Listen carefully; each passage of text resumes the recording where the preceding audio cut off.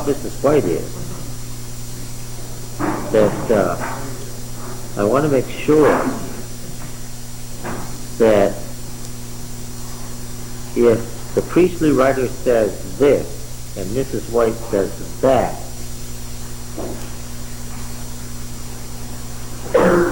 and that happens occasionally, we ran into one of those places last week, that we better hear from Mrs. White what she thinks we should do at that point. Now, being Adventist, who do we think is right? P or Mrs. White?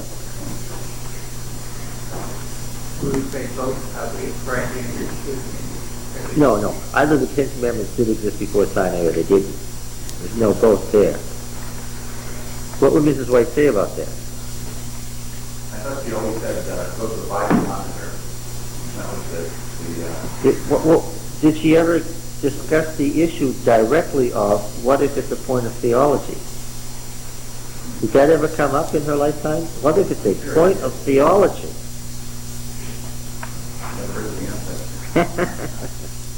Well, I taught gift of prophecy for 17 years, so I know something about this, right? Did you take gift of prophecy from me? Absolutely. So did you. And we believed then that Mrs. White had the true gift of prophecy, right? That was before. Yeah, well, we still believe that. And what is the very last deception of Satan? Oh, that was the only memory verse in the whole class. To make them not effect. The spirit of prophecy. Good. But you were supposed to learn it so that you knew it for the next 10 years. There are a couple of ways to make of non-effective spirit of prophecy. Who is our sister? Oh, we've got to make sure she's here. Who founded on Genesis 6 when the sons of God cohabited with the daughters of men. Yes. It was she I promised this document to. You see, Mrs. White was not a fundamentalist. That was the first part of the problem. And secondly, just about the time that the group as a whole had accepted that what she said was authoritative, which took a long, long, long time, then there came up this issue about Daniel 9. Whether or not in Daniel 8 and 9, the daily was taken away by pagan Rome or papal Rome. Now that was a big issue. It was the burning issue of the day. And the conservatives who were older said that was pagan Rome. How did they know? How did they know that? No. It was in a writing. She said so. She said so. Not ambiguously. She unambiguously said that's what it was. But the others said it couldn't be that. Just follow the flow. It had to be papal Rome. The sanctuary made much more sense in the light of all of Adventist theology about the heavenly sanctuary. And there got to be a bitter argument in the pages of Adventist journals about this. The review said one thing and the Signs of the Times said the other. And there was a bitter theological contest between the two. And eventually, Mrs. White got involved. And what did she say? Well, what she said was very clear and unambiguous and found in selected messages. The writings were not to be used to settle points of theological controversy. People must study the Bible for themselves. That was not the purpose of her writing. Oh my.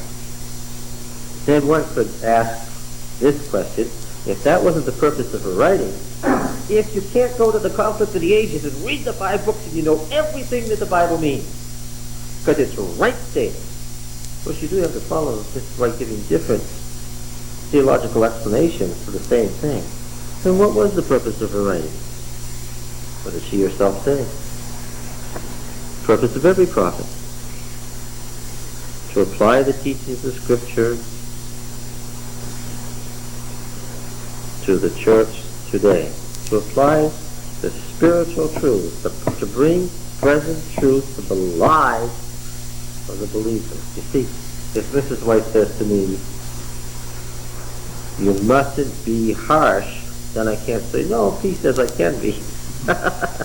Right? That's a different thing than saying, no, P is very clear about when the Sabbath came into existence.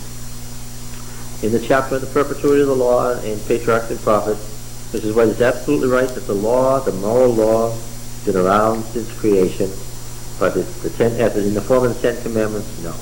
Absolutely not.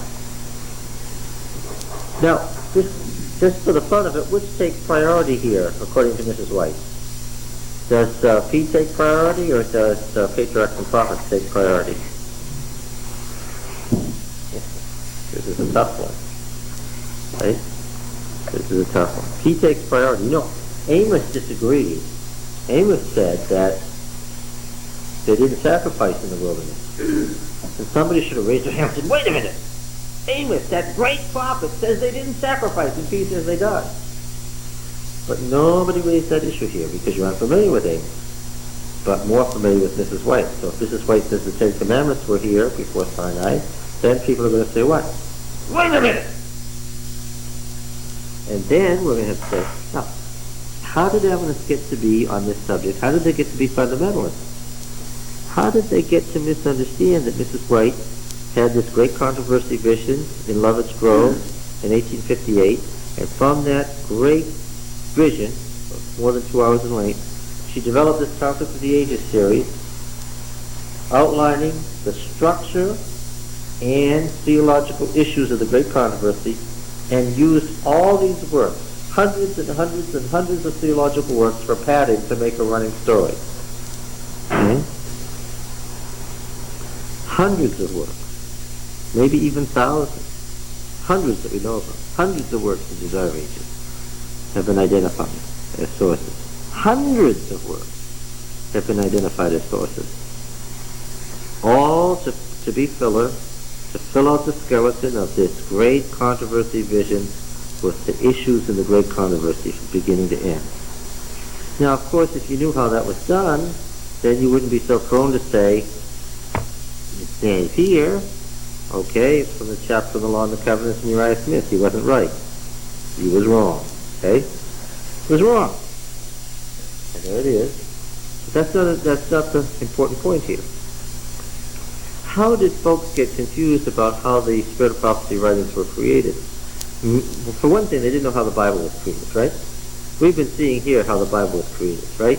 These things are no surprise on the basis of what we've seen in the Bible itself. When Walter Ray came, we said, look, your arguments against Mrs. White as a prophet or not a prophet are irrelevant. Why? These arguments what?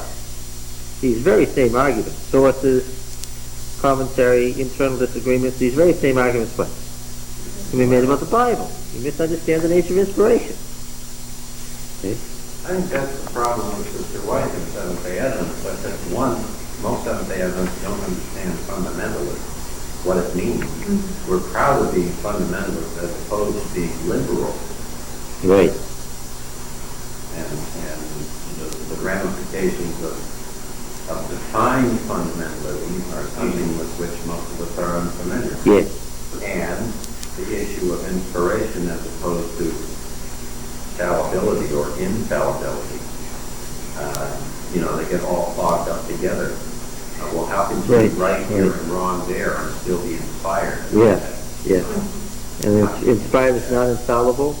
And the way the works were created, very interesting the way the works were created. Now, Mrs. White in her own day made no secret of this. She published in the review a series of recommended books. Books that she said I've used in the making up of my writings. Well, that's not a way to keep anything secret if you publish these are the works I've used. And books that she cited heavily, she recommended people read the original.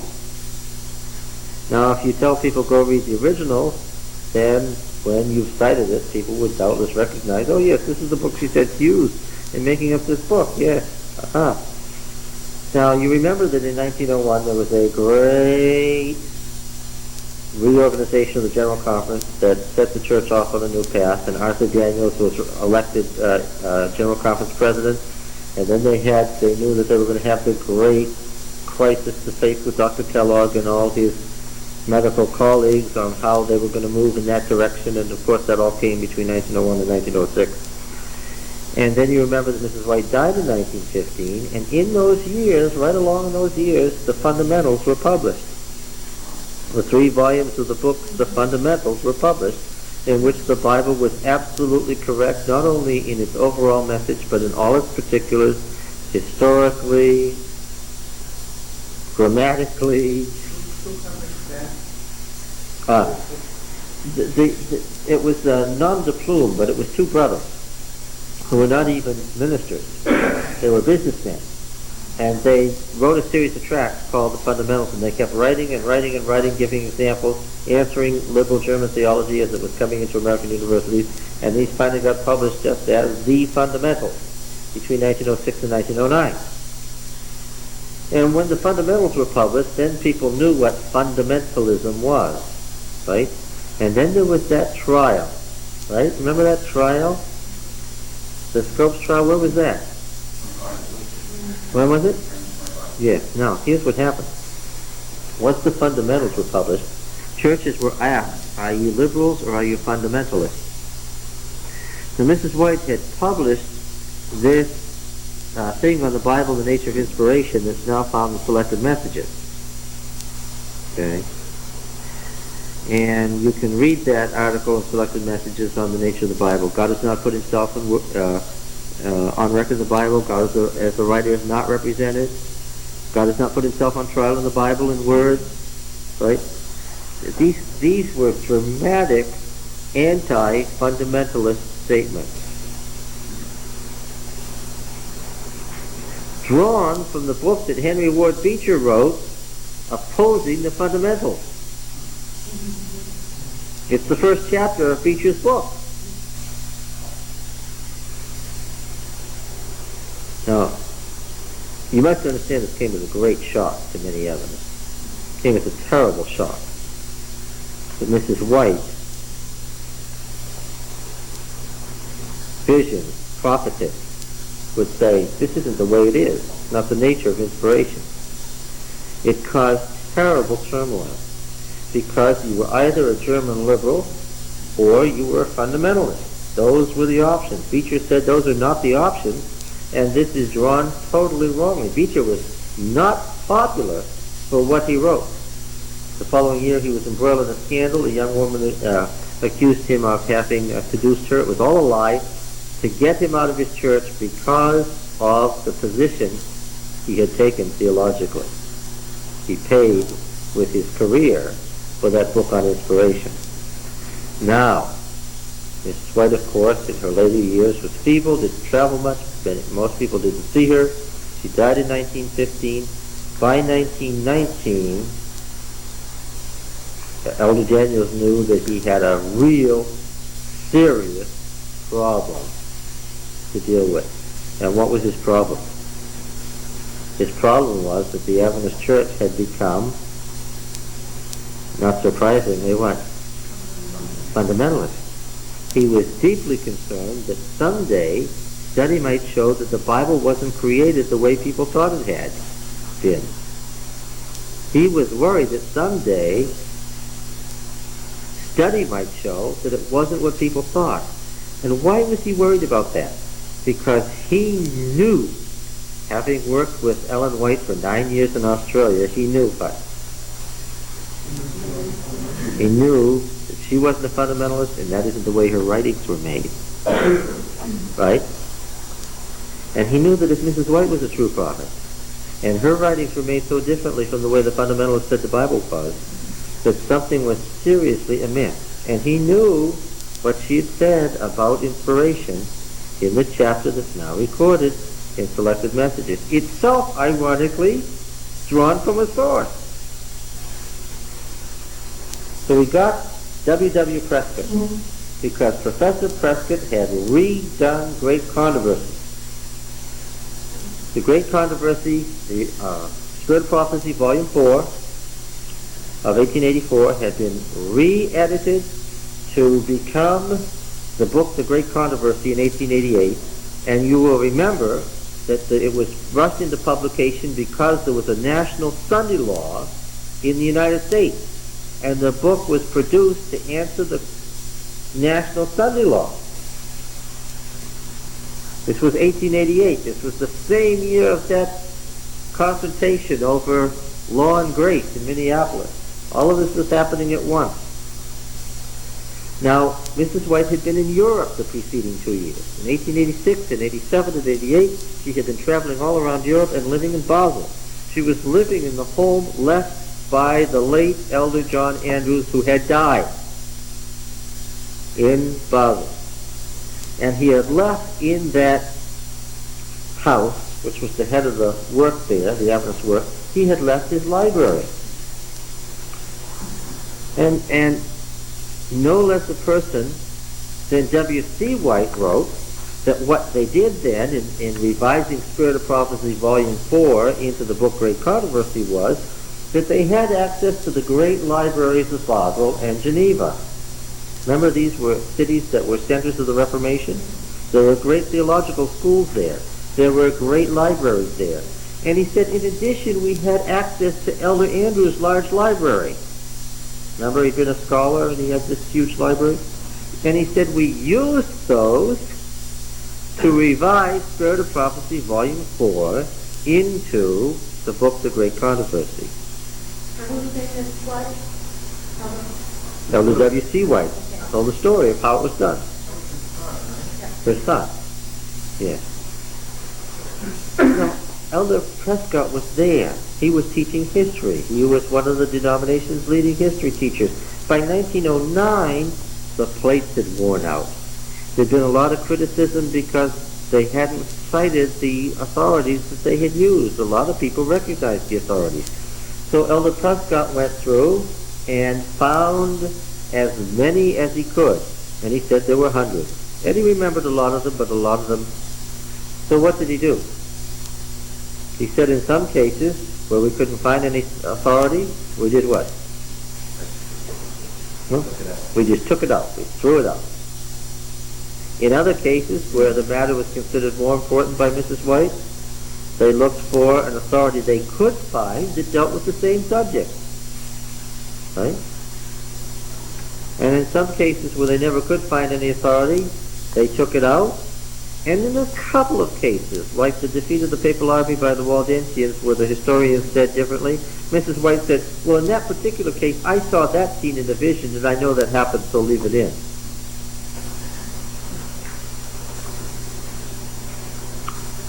So, between 1909 and 1911, Elder Prescott's full-time work was to, the plates were worn out, was to revise the original 1888 edition of Great Controversy into the 1911 edition, the one we use today. Now, he did the work. He headed a large staff, and they ran the stuff by Mrs. White and asked her opinion on each change. And for every single page, what did she do? For every single page, she, to show that it was her authority, that it was done under, because they knew what criticism they would get, she initialed every single page. I'll tell you where she got a lot of the other things. The Review and Herald sent subscriptions free to other magazines. Was considered professionally appropriate. And the other journals, there were over 2,000 of them, would do what? They sent copies back. Elder White, when he was still alive, thought this was a great missionary endeavor.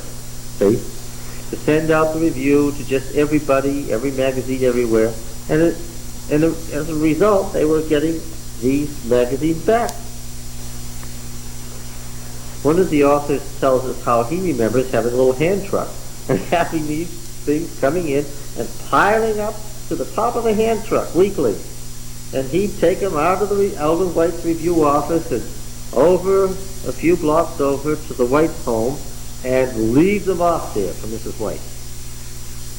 And he says he remembers her sitting on the floor in her parlor, good 19th century word, with her scissors and her scrapbook. We know about 9 of these scrapbooks because one of them's mentioned as number 9. We have 5 of them left, but one of them says number 9, so you know that there were at least 9 of them and maybe more. And she'd read. And according to the descriptions of how she read, she would read like this. She speed read. She had developed that talent. And if she liked it, she'd cut it out, paste it into the scrapbook in big folio sheets. You know what they look like before they're cut in four? Okay, big sheets. And then she'd sew them together. Very often in her notation, reuse. I remember noticing one on giving. The sermon, firstly, secondly, thirdly. The last point, tithing is the Old Testament system, replaced in the New Testament by systematic benevolence. Carefully, lined out, no in the margin, do not reprint this section. In other words, the whole sermon was going into her work, but the last section was wrong, edit it out. Use this arrow. Cut out. It was an article. They cut it out and used it. We don't know what article it was. You see the writing. Use this, her handwriting.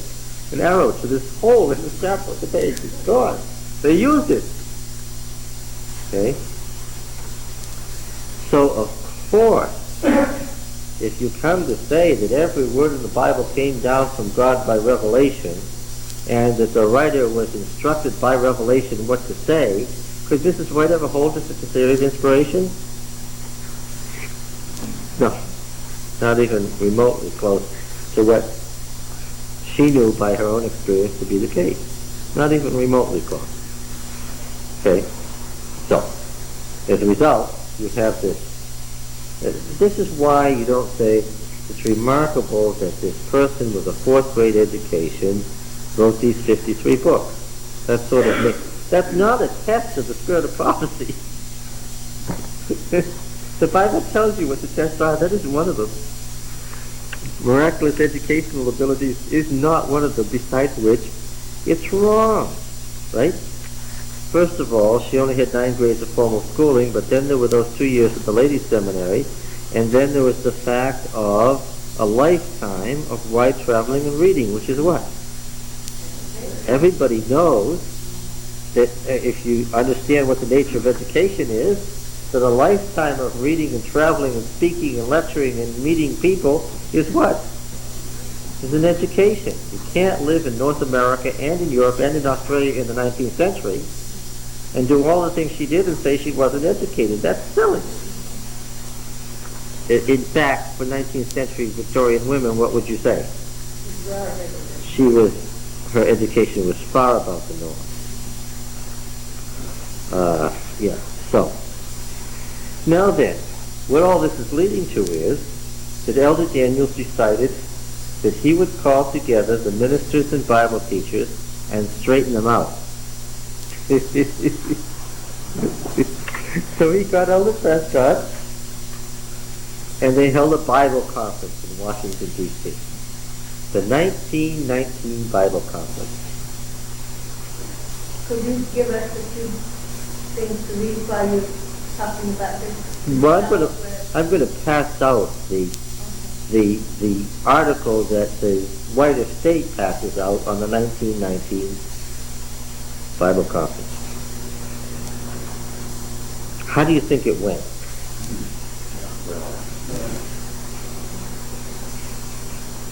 Well, what do you think these general conference, what do you think these local conference presidents were looking for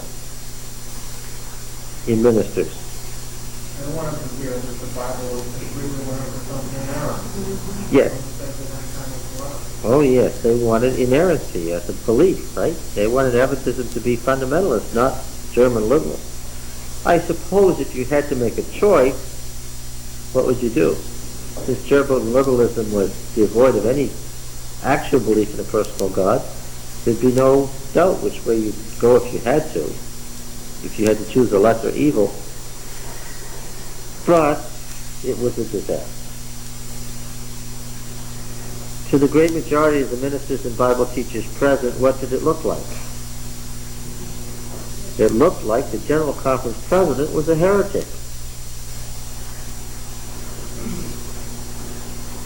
And some of the leading figures in the denomination, like W.W. Prescott, were heretics right along with him. And the more Elder Prescott told about how the Spirit of Prophecy books had actually been constructed, the less people wanted to hear. And while Elder Prescott and Elder Daniels were very, very circumspect in what they said, and didn't state it in the boldest, bluntest terms, and while they were very careful, just reading the transcript and the questions that were being asked, you could tell if somebody's asking that question this far into the discussion, Elder Prescott and Elder Daniels are in trouble. The transcript, for about 4 days, it was a horror show. And when the General Conference next met in 1922, what was one of the first things they did? They got rid of Elder Daniels. He was not an old man, but what? Old or no, a heretic is a heretic. Working with Mrs. White and inaugurated with his blessing in 1901 or not, guess what? Yes. So the 1919 Bible Conference was his undoing. And they chose someone who was a fundamentalist to be his successor. There was no question. A good old missionary who knew what he knew about the Bible, and that solved the problem. In the 1930s, when you read books published by the Adventist Church, they will tell you without any question, Seventh-day Adventists are fundamentalists. It wasn't an issue anymore. The church had successfully passed that crisis. Now, again, just for the point of memory, what else happened in 1919, that same year? Yes, that very same year, Sir Flinders Petrie left Egypt, where he was the Antiquities Director, and went to Palestine to do what? To sink his spade into the first Palestinian tell. And when he did, what was he puncturing? Fundamentalism. And then, of course, there was that awful trial in which the fundamentalist side was made to look like fools. And then it all went on from there. Yeah. One thing I was wondering about how the church sort of pushed through the doctrine of fundamentalism. How did they suppress Mrs. White's when she explicitly stated that she was not in support of this viewpoint, yet they were able to push it through? And did they suppress her writings and her opinions? I don't think anybody pushed it through. It was the temper of the time. Nobody thought about it. When you asked an Adventist minister, do you believe that the Old Testament grew from a nature religion to a moral religion according to the evolutionary process? What would the answer be? Well, it's obvious what the answer would be. What? Evolutionary process? The Bible? Can you imagine the horror that this whole concept engendered when people began to understand what the German theologians were saying? That there is no personal God active in the creation of the Bible. It just was a nature religion that grew through normal evolutionary stages into and connected this with the realization that there was a J, there was an E, there was a D, there was a P, which is true. But of course the German theologians who discovered it made it the servant of evolution. So the Adventist theologians at that time saw it as an either-or situation, and they just had to go with fundamentalism. They didn't think it was Well, it was an either-or situation. What happened in 1919? What happened that same year? The first excavation. So, what we know today was unknown. Think of it. There wasn't any other option. That's the important point. They're still unknown. Oh, yes, yes. Well, That's why most Seventh-day Adventists still are fundamentalists. Most Adventists today are fundamentalists. We understand that. Because they don't know what we've been talking about in this class. It would come as a total surprise and shock to the great majority of the laity that fundamentalism isn't the position of Mrs. White. I rather suspect that you could have every person in our local congregation read the first chapter of Selected Messages, and they wouldn't have the foggiest notion that they had just read a critique of fundamentalism. And if you ask them at the end of reading it 10 times, is the Bible inerrant, what would they say? Yes, even though Mrs. White says no. Because a presupposition is stronger than a statement that affects the presupposition, right? Isn't that true?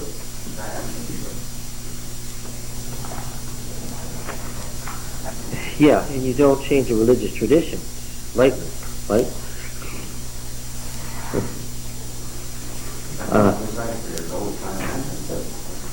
Right.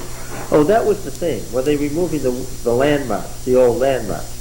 And Mrs. White, when they were having this argument about Daniel 8 and 9, what is the daily and who took it away? Is the daily and it's taking away pagan Rome or papal Rome? The folks who said no, it's not pagan Rome, what did they say? You're removing the old landmarks. And so what was Mrs. White's comment? She says, well, the old landmarks, salvation by faith in Christ alone, the unchangeable nature of the law of God, the Sabbath, the heavenly sanctuary, the investigative judgment beginning in 1844, these are the old landmarks. And then she said, beyond these I know of no old landmarks. What are these old landmarks that I missed? Flatly saying that the daily and her earlier interpretation of it wasn't an old landmark. You would consider an Adventist interpretation of Daniel 8 and 9 as a rather basic thing, right? No, that's not it. And my writings have to be used to settle these controverted points of theology. And everybody should have asked, and what are you ready for? Okay. Yeah, all right. Any further questions or comments on that? You read it for yourself. The 1919 Bible Conference, see what you think. You would say also the later parts of the Bible are not necessarily all contradicted points in earlier parts of the Bible. Oh, that is so true. That's a corollary of what I'm saying. I'm glad you brought it up. Yeah. If Amos says that they didn't sacrifice during the 40 years in the wilderness, because that's the tradition he received, he's not, because he's a later writer, to be used to explain what the Yahwist, the Elohist, and the priestly writers say happened. Yeah, that's right. What he was there to do was to bring God's message of repentance or destruction to Israel, not to settle controversial points about what went on during the 40 years. Yeah, absolutely. Now, let me ask you this about the priestly writers. How do we know that P is P? How do we know that he's a priest? This designation has been around for 250 years. We say that the priestly writer is the priestly writer. What would make us presume incontrovertibly that P is P, not somebody else? I said with great boldness last time that he was a priest, and that we could tell you when he lived and who he was. We could even tell you what family he was from. We can even tell you his son's name. How do we know that P is a priestly writer? What kinds of materials has he used? Remember the designation? Genealogy. So many different kinds of genealogies. Genealogies of all different kinds. Yes, that's a huge hint there. Political genealogies, genealogies of families, all the priestly families, all the Levitical families, genealogies of all the Ishmaelites, all the Edomites, genealogies of the political world of the empire. Oh, yeah, that's a big hint right there. What else? According to his heading, what did he insert most of? I mean, what's the biggest section? Do you know the biggest section? Can you remember what it is? Well, it's Exodus. Can you state the section? It's the 19:1 to Numbers 10:10. Yeah. Now, what's in there? That's his insert, according to his heading. He interrupts the whole narrative to insert this massive amount of stuff. What is it? Well, let's just think about what it was. It's a preamble to the Decalogue. Then it's the Decalogue. Then it's the Covenant Book, Exodus, over to Exodus 24, right? Then it's the making of the covenant, the end of that in Exodus 24. Then it's the tabernacle from heaven in 25 to 30. Then it's the attack on the temple in Bethel with the golden calf. Ezekiel's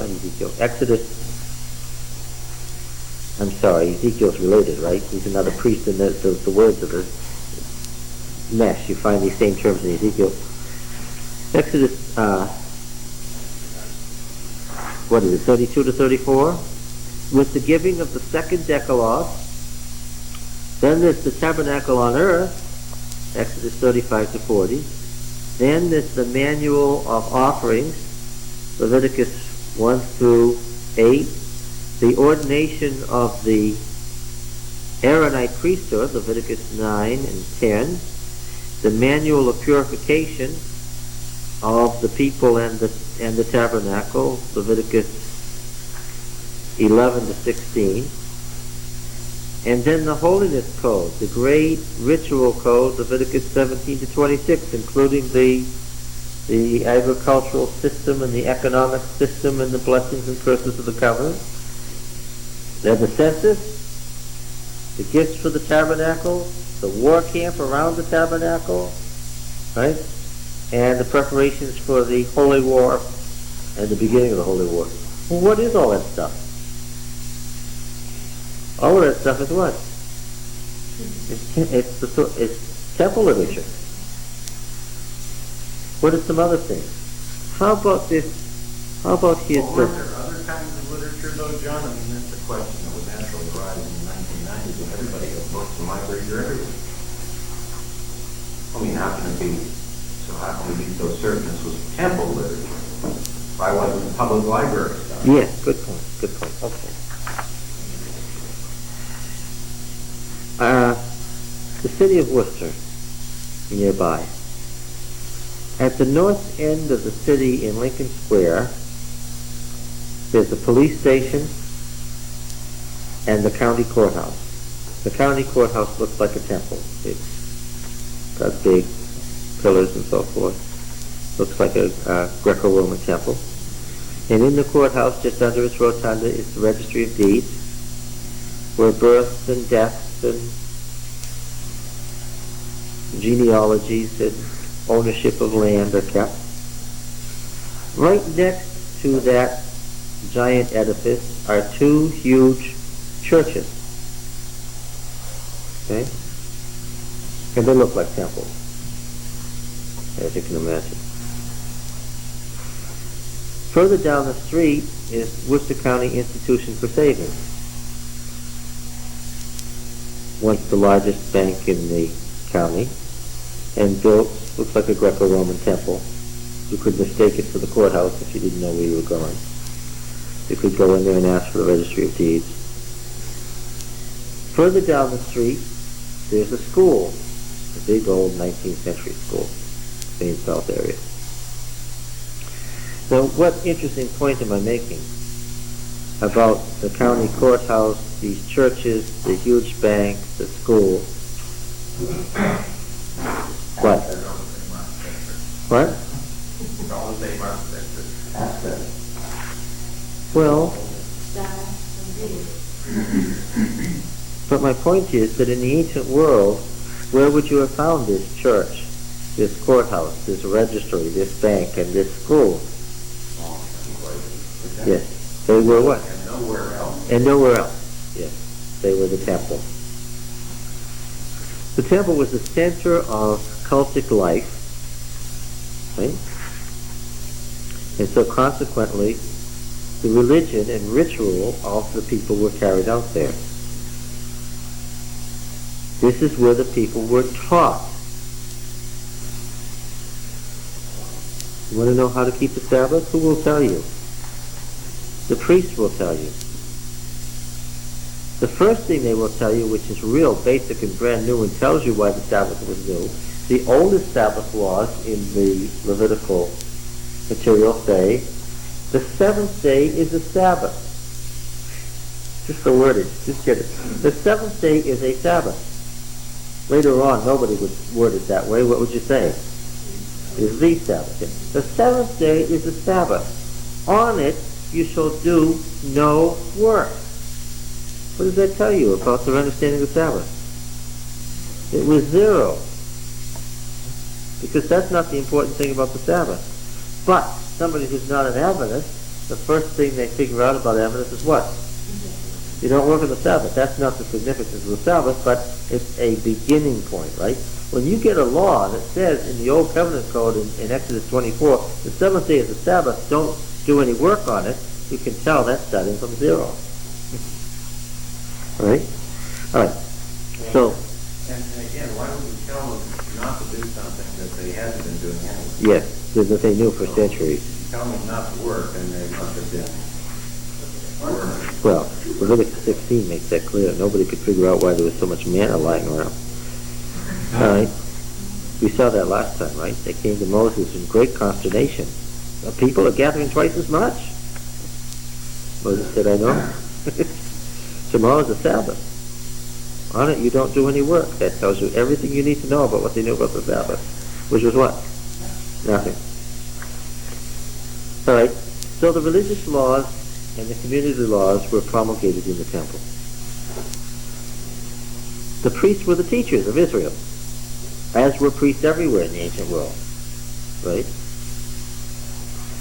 And so the ritual, they had to teach the ritual, they had to teach the community laws, and they had to teach the religious laws. The moral, ethical, and ritual laws were all taught at the temple. As a result, the temple was the center of education. You can't keep the record of all these moral, ethical, ritual, ceremonial laws without having what? A school that, what? Teaches you how to write, and much more than writing, to think. Right? What else did they need to know besides writing? The priest makes it clear here. Any priest who knew anything knew not just writing. What else did he know? What? Yes.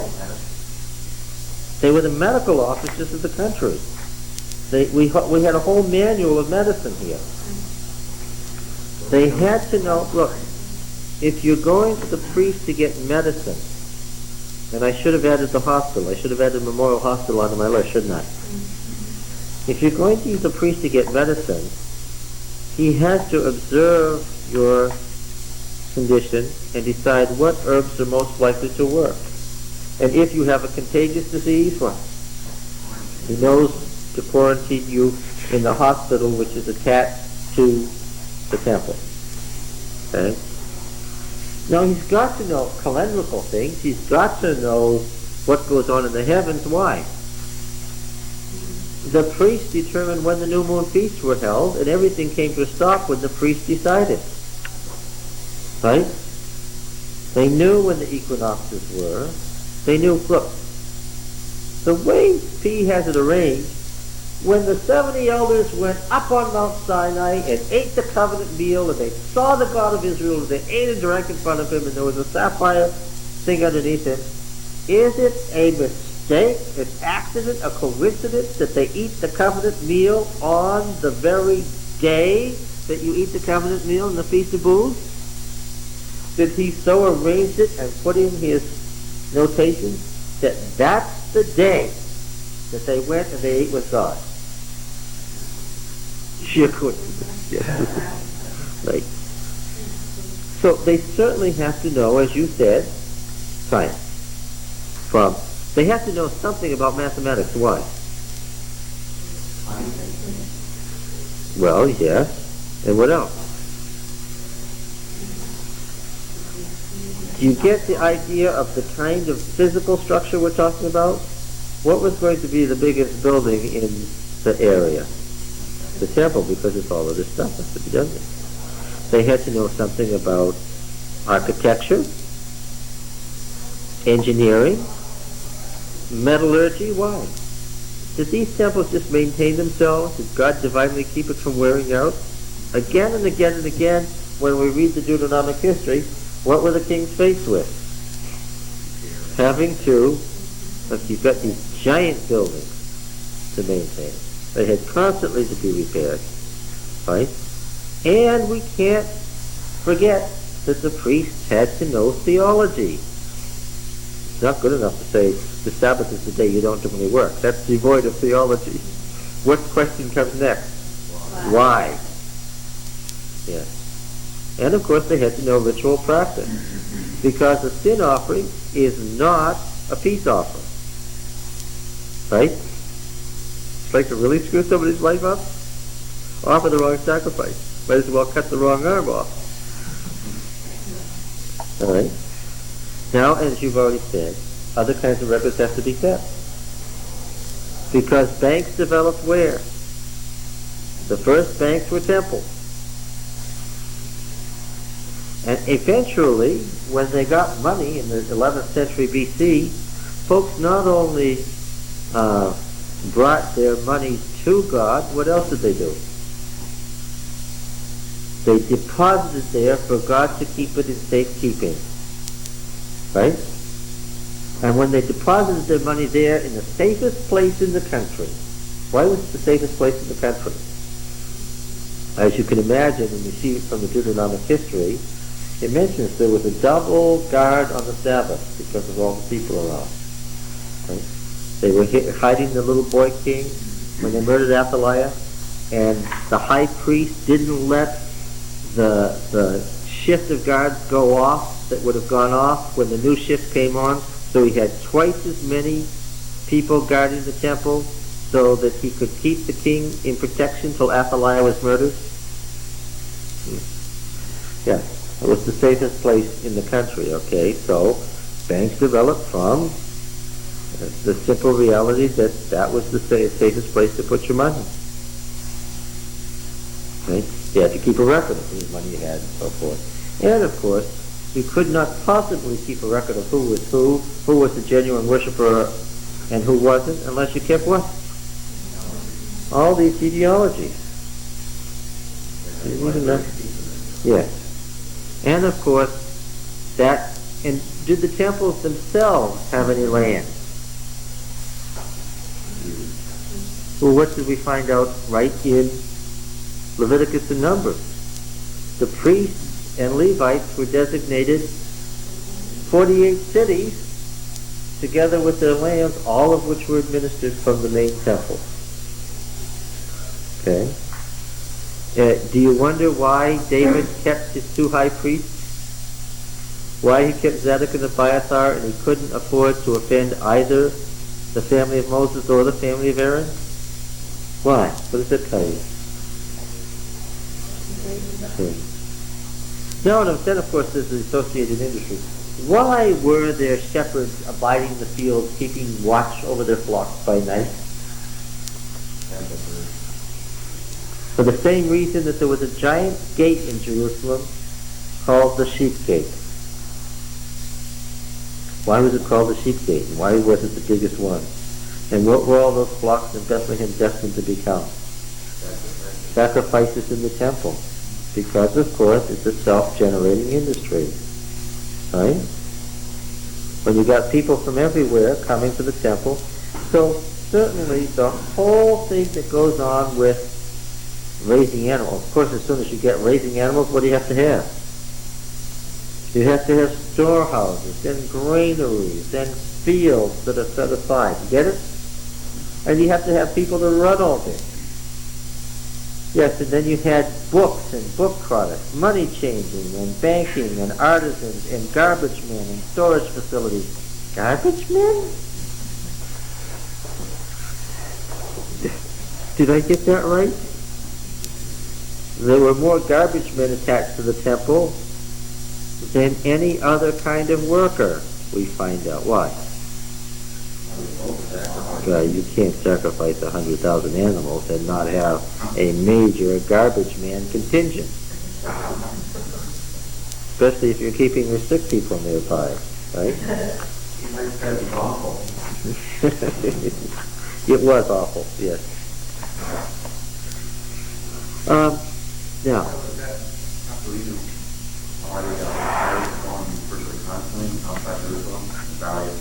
oh yes, that's why the fire was eternal.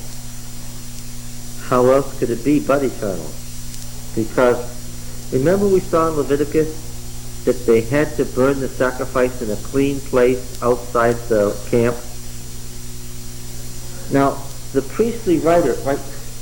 Remember we had this liberal argument that there never was any sanctuary in the wilderness, that he just retrojected Solomon's temple backward into the wilderness? Remember that? We discussed that?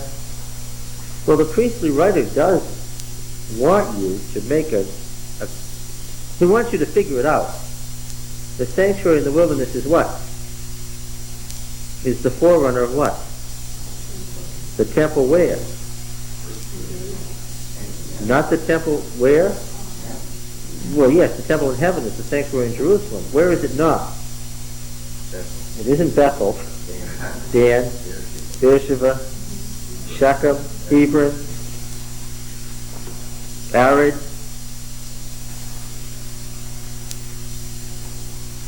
Right? The priestly writer has a very particular reason that he wants you to figure out that the sanctuary in the wilderness is the temple in Jerusalem and no other temple. He has a reason for that. And that will give us a hint as to who he is.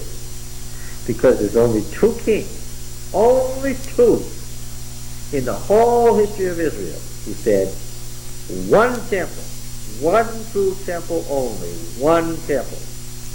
And both of those kings made reforms at the instigation of an influential high priest who ran their lives. And now we're going to figure out who he was. And the value judgments that have been made by liberal theology about P is just nightmarish. I almost brought Von Rod's book on the theology of the Old Testament, but it made me so annoyed to read it that I said I can't possibly read this out loud. He says that he is devoid of all normal human feeling, that he has no sense of psychology or what touches people, that he's interested only in the cult, and it's so unlike J and E, who had human feelings. This is a person who's another value judgment, somber, sin obsessed. You read this all the time about these. He was somber and sin obsessed. Well, those are 20th century value judgments. He knew what he was doing. What were the two times of these great reformations that we talked about? Who were the two kings? Hezekiah and Josiah. And in both cases, what were they facing? What were they facing in both cases? Who were going to do what? Take over and what? Kill them and destroy them. And this is the covenant. And what is the great warning of the covenant curses in Leviticus 26? If you don't keep the covenant, what's going to happen to you? Yeah, your cities, you're going to eat your children, you're going to all be destroyed, the remnant's going to be carried away where? Into exile. And in both times they were facing what? Imminent exile. Now, guess what liberal theology does with this? Well, since he's so obsessed with the exile, Guess when they say P lived? After the exile. Yes. And so they say this isn't a product of the pre-exilic Hebrew religion at all. This is post-exilic Judaism, a different religion. They have to get P after D to make their evolutionary theory work. I think it's exactly backwards from what happened. But enough of that for now. Let me read some things about P. I told you all. Who's J? Who's E? I'm lost. Who's J? The Yahweh. Okay. Who's E?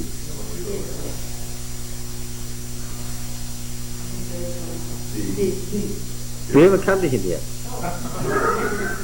No, nobody knows anything about him yet. The D is the Deuteronomist. The D is the Deuteronomist who created not only Deuteronomy but the Deuteronomic history. Everything from Joshua to 2 Kings was written by one hand, as we will see. One great program of restoration. Okay? And not surprisingly, we're going to find out, if we look at it, that P and D are the two great authors of the two great Reformations, Hezekiah's and Josiah's. The priestly strata of the Pentateuch are marked by a powerful tendency to the periodization of history. I'm writing from the chapter The Priestly Work in Frank Moore Prosser's book, Canaanite Myth and Hebrew Epic. On one level, P can be described as sharing a mythic view of time, with its sacred times and seasons, especially in its treatment of the Sabbath. The 7 days with the Sabbath rest were written into the orders of creation. Get that? We said this before, right?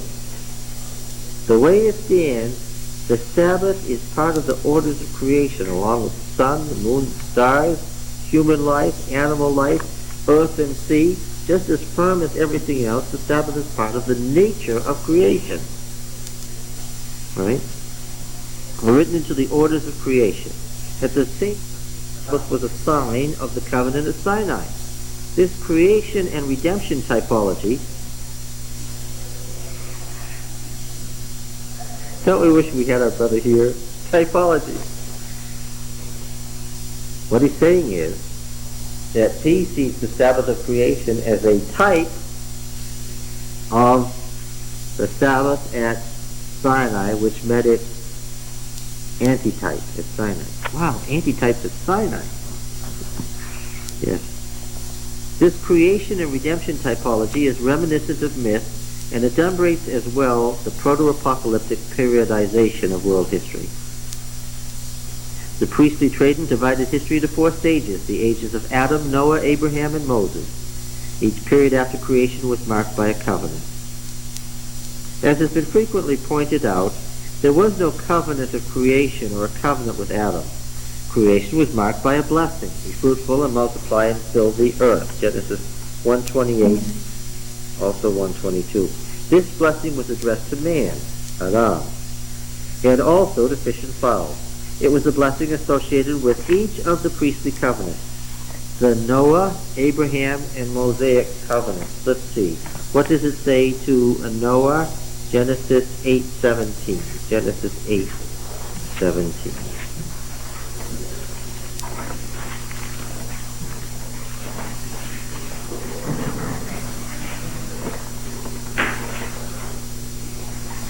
Bring forth with you every living creature that is with you of all flesh, birds and animals, and every creeping thing that creeps on the earth, that they may breed abundantly on the earth, and be fruitful and multiply on the earth. And then what does it say in 9:7?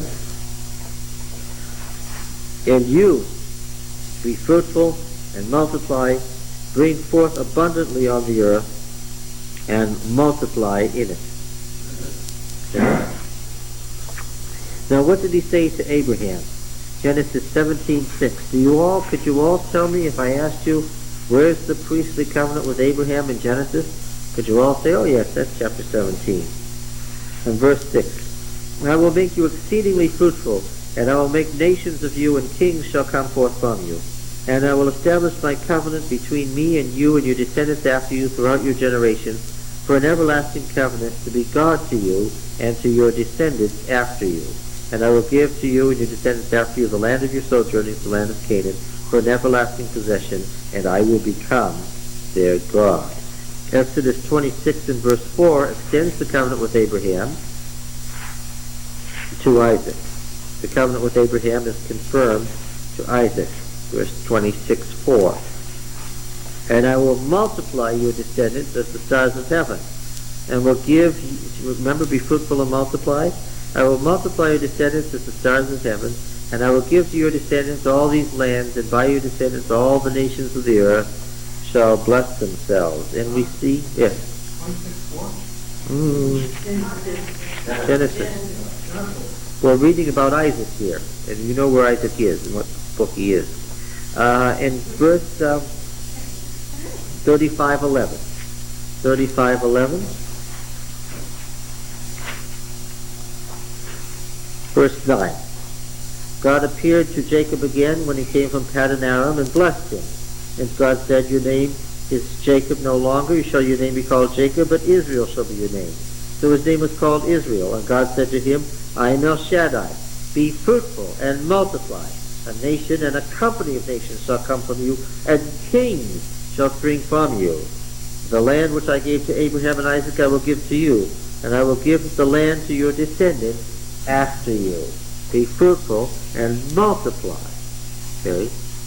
Kings shall come from you. And so, by the way, this accounts for why there's two stories. Did Jacob become Israel wrestling with the angel, or going to Bethel? Wrestling with the angel, Jay says. Going to Bethel and making a covenant in the temple at Bethel, he says. All right. Now then, what was told to Moses? Well, you know, we noticed that the blessings and curses of the covenant in Leviticus 26, that one of the first things that happened was that we saw the old blessing in creation in the covenant. Verse 9, 26:9.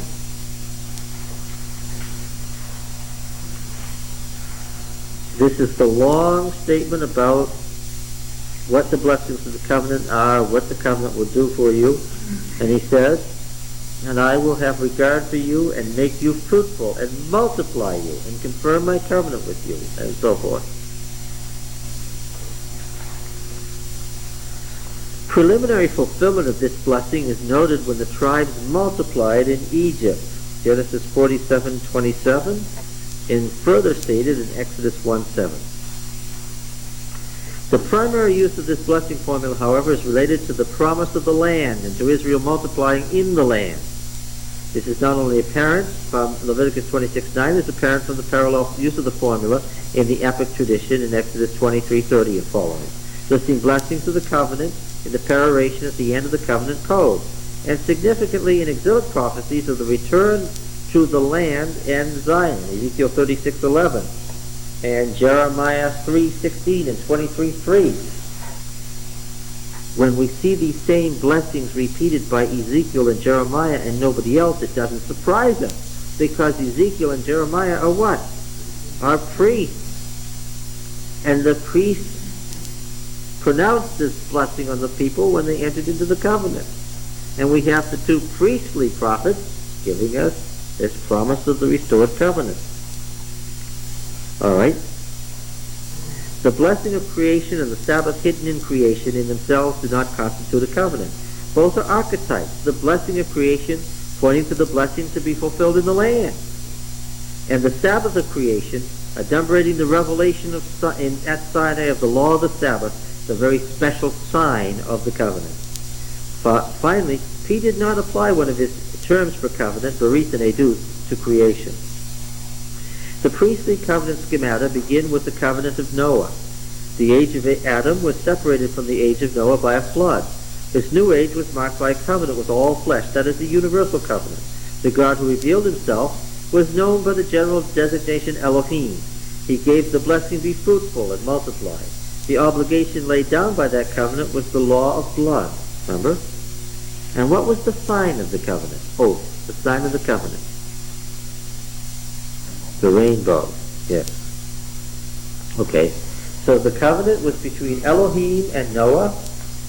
The obligation was not to shed blood.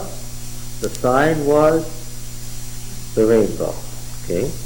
The age of Noah was separated from the age of the fathers by the migration of Terach and Abraham.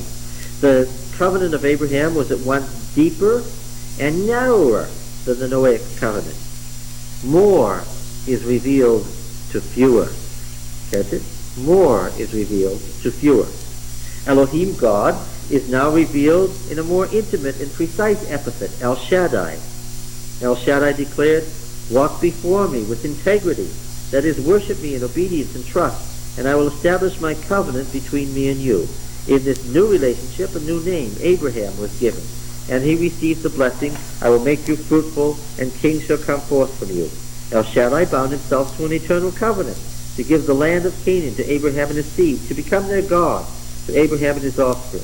The sign of this covenant, and at the same time a law, in addition to the obligation to walk before El Shaddai and be his servant, was circumcision. Okay? So the second covenant was between El Shaddai and Abraham. The obligation was to follow El Shaddai's law, and the sign was circumcision.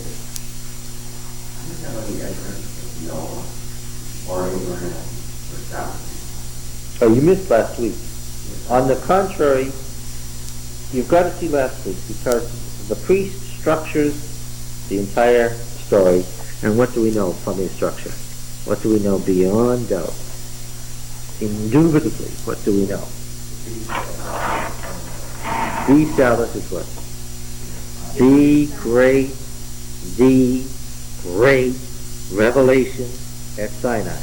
By God, we haven't even talked about yet. More is revealed to fewer. Okay? And what is, right? If you're following the priest's theology, if you're catching it, there's no Sabbath yet.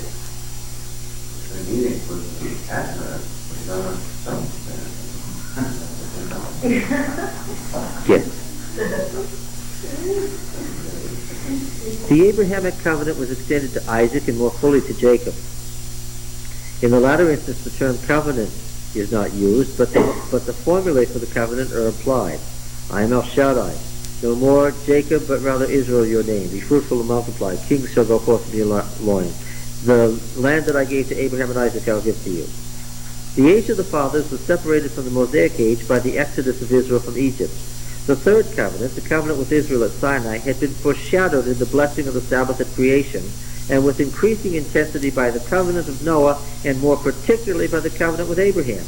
On the one hand, each pointed forward as the genealogies and the scope of the recipients of the covenants funneled down. On the other hand, in each the divine self-disclosure and promises expanded. While both the Noahic and Abrahamic covenants remained valid, each was provisional, a stage on the way to God's ultimate covenant and ultimate self-revelation. In the universal covenant and in the patriarchal covenant, we have found compact lists of covenant formulae. In the covenant with Israel, and the covenant formulae was spread over the entire, massive Sinai pericope, extending from Exodus 19 to Numbers 10:10, according to the priestly headings. In fact, the covenant formulary of the priestly author began even earlier, with the anticipatory prologue to the covenant in the theological document found in Exodus 6:2. Let's read it.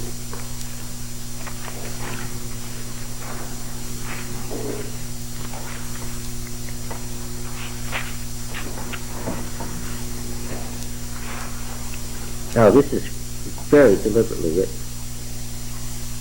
Notice this.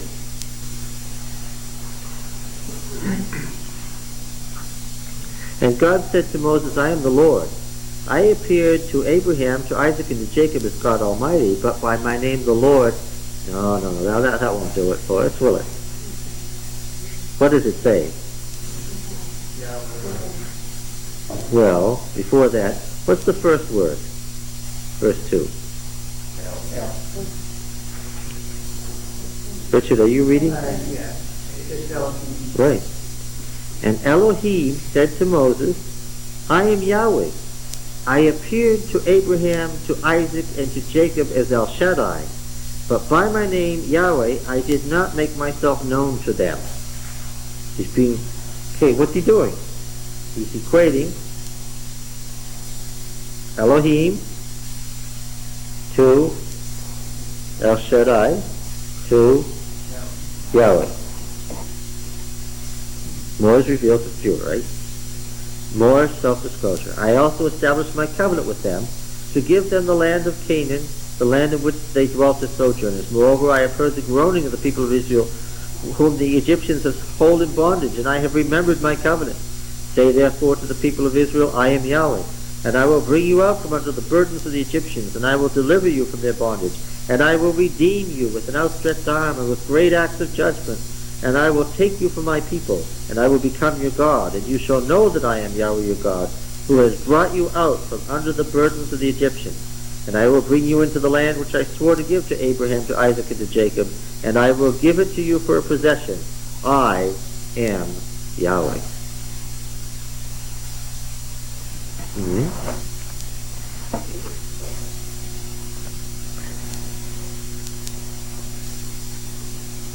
Now, theological doctrine found in Exodus 6:2-9 was effectively ended with the closing exhortation enumerating the blessings and curses of the covenant in Exodus 26:3-45. The prologue to the covenant, set out in Exodus 6:2-9, began with the disclosure finally of the deity's proper name, Yahweh. Right? First he was God, then he was what? God Almighty, and finally Yahweh. This gives the sequence Elohim El Shaddai Yahweh in the priestly schema of the covenant, the general appellative God, the archaic epithet El Shaddai, and the unique proper name Yahweh. The blessing of the covenant is not found in this prologue, but appears in its proper place in the sequence of blessings and curses which come at the close of the covenant formulary. I will make you fruitful and multiply you and confirm my covenant with you. Exodus 26:9. Also part of the prologue was the renewed promise of the land.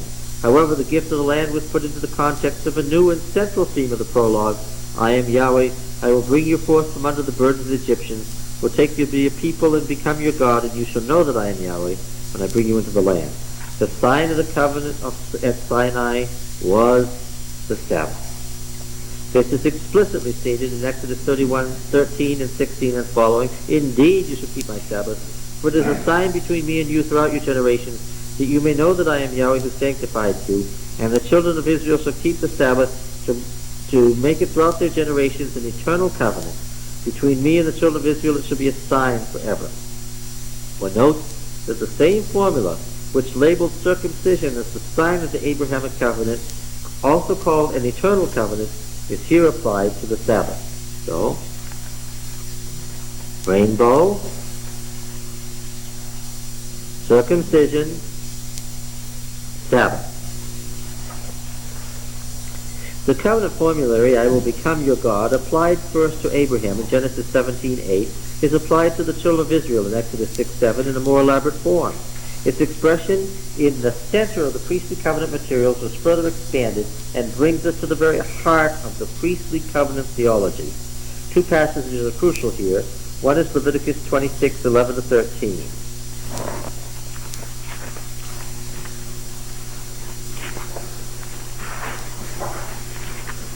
When we get through, we're going to have a lot more about the Sabbath than we had to start with. What does it say in 26:11?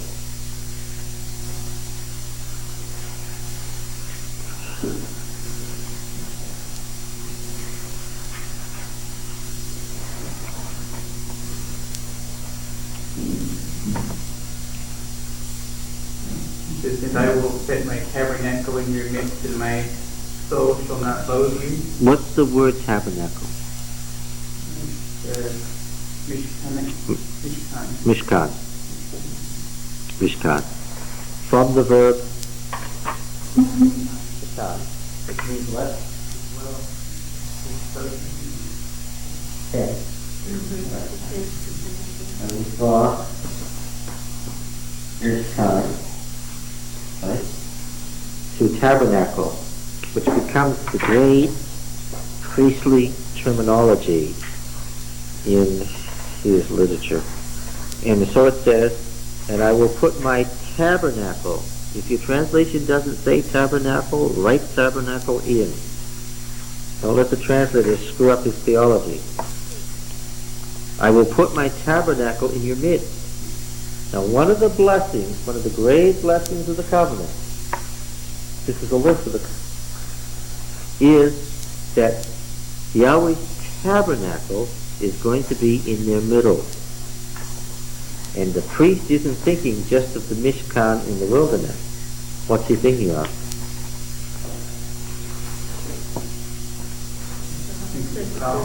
He's thinking of the Jerusalem temple, yes. And I myself will not despise you, and I will walk among you. It means to walk about, to rove about. And I will become your God, and you shall become my people. Exodus 29:45, in the Tabernacle from Heaven document. Address just for a second here. Yes. Back in Exodus 3, when Moses asks God what his name is, he doesn't give himself as Elohim, Yahweh, or any of those things. He uses a different one altogether. This is supposed to be the trigger signal to the Israelites that he... Remember what I told you about the priest? When he's using the Yahwist and the Elohist, what does he not do? Produces some funny sequences. Isaac has a long time to get dead because of the way he structures it. What does he not do with his source? Monkey will. And the Yahwist has the story of Yahweh's name and what? And he won't mess with it. He just imposes on it a structure. Yeah, okay, that's good. Exodus 29:45.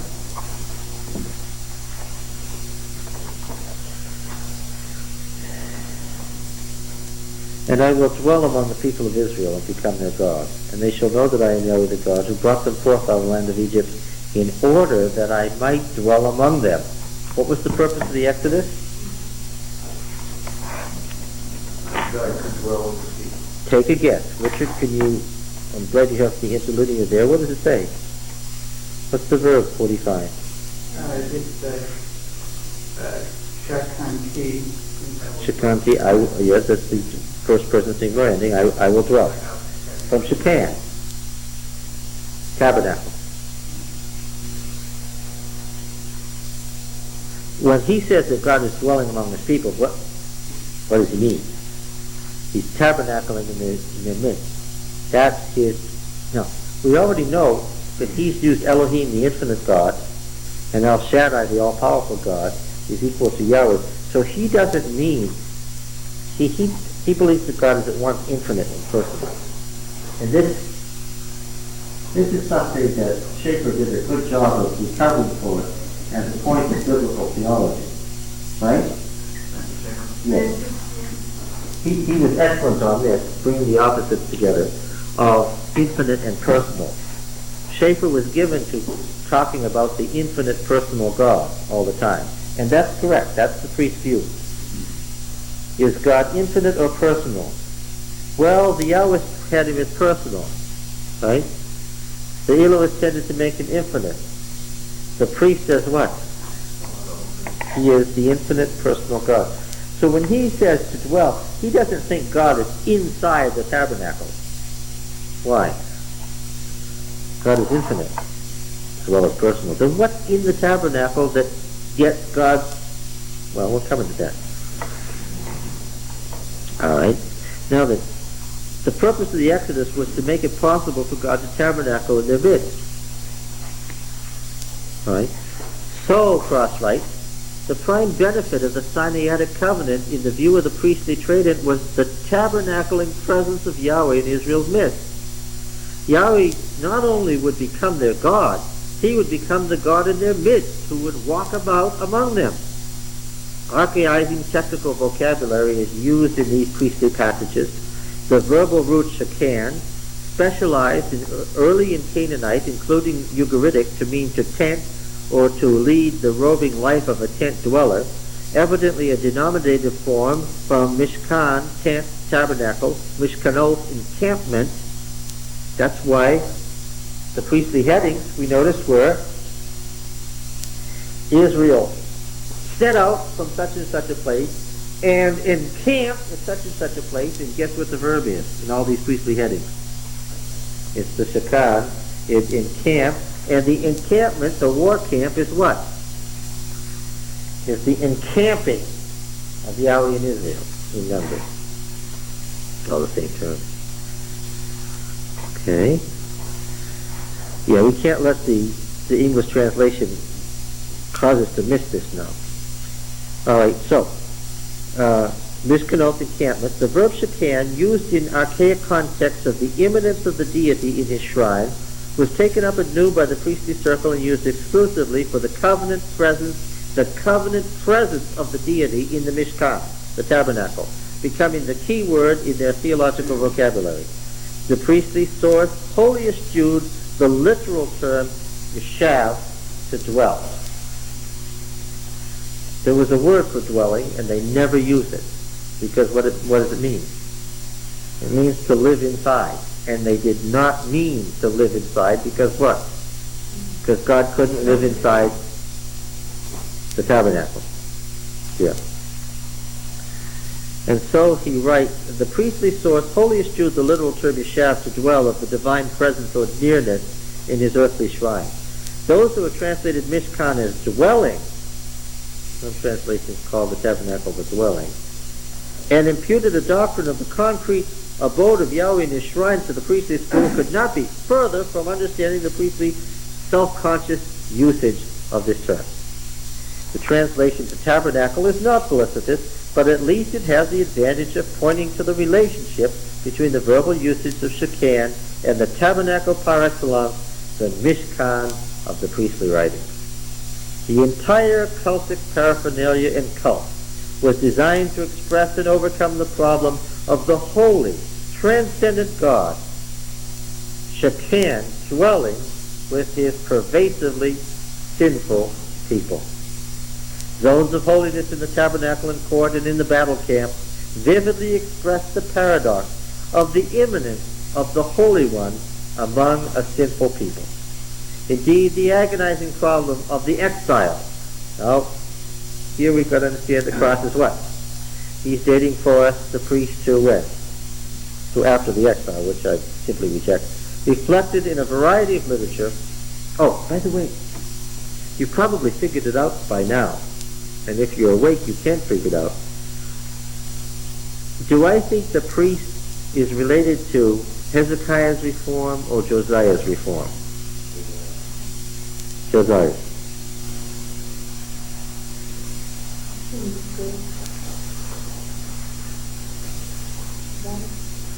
Well, now the priest is really worried about exile, isn't he?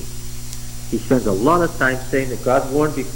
This is why the priest never gets Israel into Canaan. It ends with the covenant blessings spoken by Balaam, and where are they? They're on the edge. They're outside the land when God promised them that they could inherit the land. The whole of the action, the whole of the covenant formulary, the whole of the promise that you can make a new covenant with God if you want to, it all happens outside the land. And what does that tell people? If you're in exile and you're outside the land, what? That's okay, what? You can still renew the covenant. Come back and get the land. Fulfill God's eternal purpose. Because it all happened outside the land. That's why the priest never brings them in. So they say, well, attach it to the exile. But you see, there's a problem. When today we say the exile, today, When we speak about the exile, what do we mean? We mean the Babylonian exile of what country? Of Judah. You see, to us, the exile, we speak as if there was only one exile. Right? And what do we thereby do? We thereby dismiss the exile of Israel, the 10 tribes, the larger part of Israel, the more powerful, the great populous majority of Israel was carried away into exile when? 722. And who was king then? Who was king then when the exile really descended on their heads? Hezekiah. Hezekiah was king. And he was carrying out, he was in the midst of a great reform. And he was saying that the temple in Jerusalem was the only true temple anyway. And that the temple in Bethel was illegitimate, and that's why Israel couldn't stay in covenant relationship. And it was that golden calf that started the whole thing off. Right? He was saying the only sanctuary that where God really dwells is which one? In Jerusalem. Yeah. I wonder if this is maybe a motivation why we need to go up and, don't go to people like Jeroboam. Getting back to this is the guy that started the whole mountain. Yes, that's right. The Deuteronomic historian says it all happened when Jeroboam set up the calf. And he got that from the priest. Because you see, I don't think that the exile involved that made the priest so somber was the exile of Judah. I think the thing that made the priest so somber was the exile of Israel, which was the great majority of God's people, and I think the priest was the priest of Hezekiah's Reform. The exile he's worried about, but not the later exile, because we say the exile as if we just dismiss the first exile as if it wasn't important. This is also the reason why the priest in his heading says that the whole congregation, all of Israel, moved from here to there. And he keeps driving it home. All of Israel, the whole congregation moved. Because now what's happened? The majority of them are lost. And what is he saying? They can come back. It's also why he tells this strange story, weird story, about the golden, the brass snake. He tells the story of the brass snake. I mean, the priest only edits. Only occasionally does he add a story. He adds the story of the covenant with Abraham so you can get the theological implication. He adds the story about the cave of Machpelah so you can see how they first got control of the land. The priest adds the story of the brass serpent. Why? Because he had it destroyed. Because what were they doing when Hezekiah became king? They were worshiping the brass serpent. They called it Nehushtan. And he had it ground up. And what does it say to do to idols in the priestly literature? Grind them up. What a weird story. It's such a strange thing to add. Well, it makes sense. He got rid of it. He had to explain why. Right? Now then, getting back. The agonizing problem of the exile. I'll go along with that. I'll go along with sin burden. I'll go along with somber. I'll go along with heavy, serious, not fun like the Yahweh. Right? The Yahweh is fun, right? We came to that place where, and Jacob heard of it, and everybody laughed because the way the Yahweh had written it was just hilarious. The priest never does that. But why? What has just happened? The unthinkable, the impossible. The great majority of the empire has just gone into exile. And when that happened, what did people say? What do you think they wanted? Well, Judah was next, right? The emperor of Assyria was at the door. The only thing that was buying him off was stripping the gold from the temple. Right? Judah was next and they knew it. And the question was, but the temples of Israel had been Yahweh's temple. And what? They were in ruins. Is Yahweh the God of history or isn't he? Is he the creative God? Is he the God who's really running things or isn't he? If he is, how could 10/12 of his people be in exile and his temples be in ruins? And the priest says, God said this would happen. That's because God warned you that you'd know better than the Amorites. That if you do what the Amorites do, then what? Then I'll destroy you. Right? And so the priest was saying, this is no surprise. What? Before we ever got to the covenant land, God said what? You do this and this is what I'll do to you. So Well, he's holding them to a that part of the covenant. Yes. He's saying there was a deal. And this was the deal. Okay. Now then, let's continue. For the priestly trade in the Sinaitic covenant, its cultus and its law, was the device contrived by Yahweh to make possible his tabernacling in Israel's midst, which alone could make full the redemption of Israel. The priestly reinterpretation of another archaic term, denoting Israel's early shrine, the Ohel Moed, you know what that is by now, the tent of congregation, the tent of meeting, is pertinent. Ohel Moed, which we can translate accurately as the tent of the council or assembly, thanks to extra biblical lexical material, was understood in P as the tent of divine human meeting, the tent of revelation par excellence.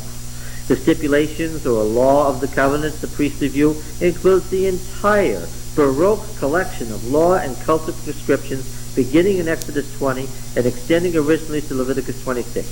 The primary legal documents utilized by P, remodeled by him, were the Decalogue in Exodus 20 and the Holiness Code in Leviticus 17 to 26. The covenant or covenant document proper in P consists of the tablets of the law, that is, the Decalogue, which he designated the covenant, E.G.W.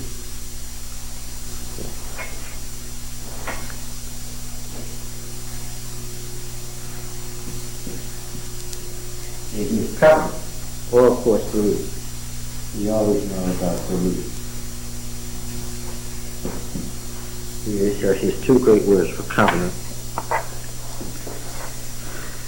The E.G.W's covenant, which was to be put into the Ark of the Covenant, Aron ha-E.G.W. Aron being Ark, also being the name of the priest. Similarly, one may speak of the two tablets of the covenant, Shnei Lukos ha-E.G.W. These parallel the expression Lukos ha-Berit, Berit, the other word, and of course, Aron ha-Berit, the Ark of the Covenant. Covenant E.G.W. or Berit either. The tabernacle, like the ark, may be designated the tabernacle of the covenant, Mishkan ha-E.G.W., or the tent of the covenant, Ohel E.G.W. The term Berit covenant also may be applied to the stipulations of the covenant, the parts of the whole, the obligation to keep the Sabbath, use salt with the offerings, and so on, as well as generally to the Sinaitic covenant. Okay? Is this clear what's happening here?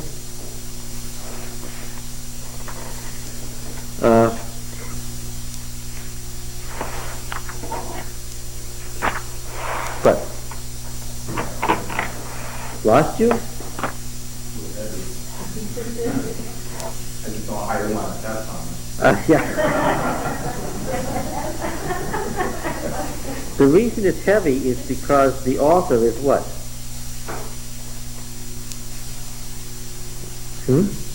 The author is a priest and a theologian.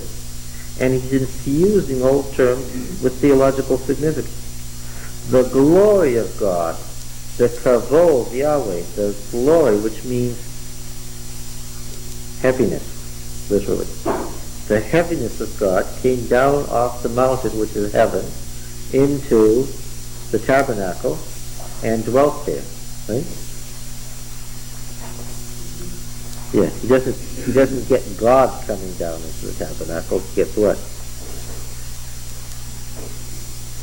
Oh, by the way, what's the word for the tabernacling of God above the ark? Oh, you know this. Shekinah, which is what? The tabernacling presence, the Shekinah. The verb shekan, right? To say that the Shekinah is there, or that the kavod Yahweh enters the tabernacle, is different from saying what?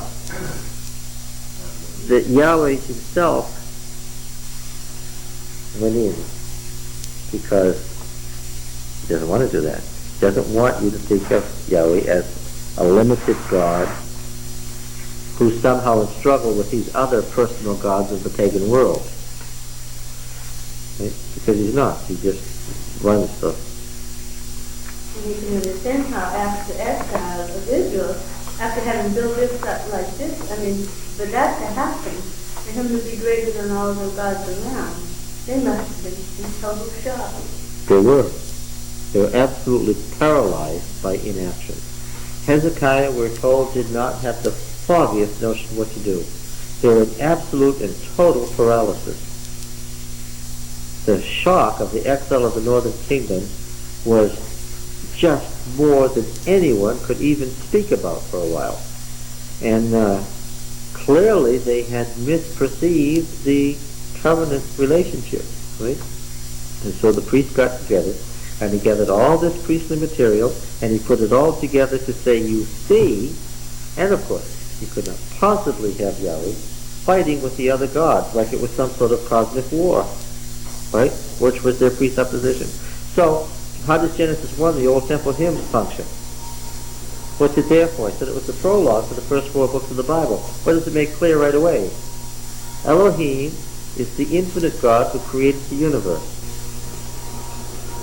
He doesn't have anything to do with worrying about the ocean monsters or the stars. Why? He made the great sea monsters. He made the stars. He made the sun and moon. So what? So he doesn't fight with these. What are they? They're his things. They're his things.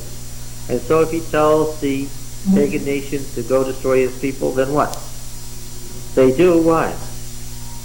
Because he runs everything. And this Elohim, the infinite God, is what? This is Yahweh, personal God of Israel. The God who spoke with them face to face.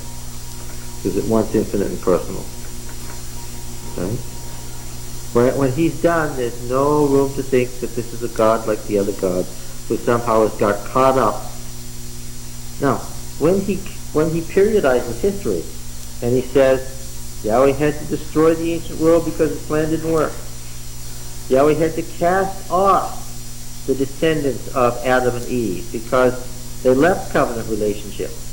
Yahweh had to cast off the descendants of Noah, but for one, because they left covenant relationship. Yahweh had to cast off Lot and Ishmael and Esau because they left covenant relationship. What does he say? Yes. That the reason that these curses have come on us is not because Yahweh wasn't powerful, but what? If you leave covenant relationship, then what? And he's saying this has happened many times before. And that's what the periodization of world history is for. We're going around in a circle. And what? We're coming back to the point when we're either going to get cast off or what? We're going to re-enter covenant relationship, renew the covenant, and obey covenant law. What covenant law? Well, the priest says what? You want to know what it is? What? I'll put it all together for you in one place. So there's no doubt about what it is. And what is that place? That place is Exodus 19 to Numbers 10. And then there's some additions even in Numbers. Yeah. He says, if you misunderstood what the covenant law was, if you've forgotten it, you don't remember it, or it's not clear, let me just give it to you. Here it is. At the end, there wasn't much room for argument, one way or another. What did Hezekiah do to those other Yahweh temples?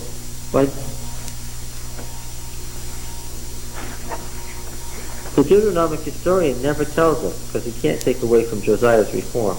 But we find it out We find it out in the words of the pagan ambassador. Remember when he came up to Jerusalem and they were destroying Lachish? So we have to decide the use and respond, didn't we? Yes. If you want to know what the conditions were that called forth a lot of this stuff, read the description of Ahaz's reign, the preceding king, in Kings and Chronicles. Right? Now, the long description of the exile of Israel is 2 Kings 17.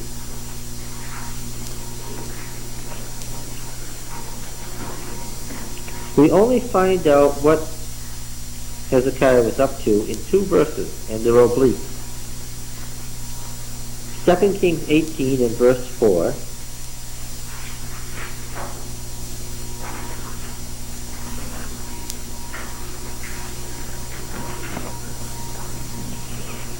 It says he removed the high places and broke the pillars and cut down the Asherah. And he broke in pieces the bronze serpent that Moses had made, for until those days the people of Israel had burned incense to it. It was called Nehushtan. He trusted in Yahweh, the God of Israel, so that there was none like him among all the kings of Judah after him, nor among those who were before him. Get that? The Deuteronomic historian says that twice. About what kings? About what kings? Hezekiah and Josiah. Now, it sounds innocent, doesn't it? Verse 4, he removed the high places. Innocent enough. What was included in those high places? I was there the day Aharoni was putting together the horned altar of the temple of Yahweh at Beersheba. You know where they found it? It had been dismantled and put in the wall of the stables that Hezekiah built. Now what did that do to the altar? Yeah. It was exactly, and this I do have slides off, and yes, we'll see those slides. It was exactly the measurement in the law for the altar of burnt offering. Exactly. They had fulfilled the law to the letter in building that temple to Yahweh in Beersheba. And when you go to the temple district, you can see it. You know what it is? It's about 4 feet of ash. What had Hezekiah done? He had burned the temple of Yahweh to the ground.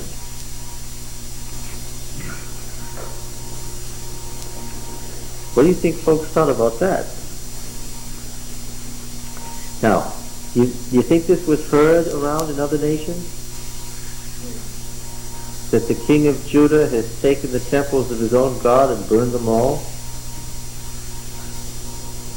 And the Rabshakeh came up from Lachish, which they were destroying,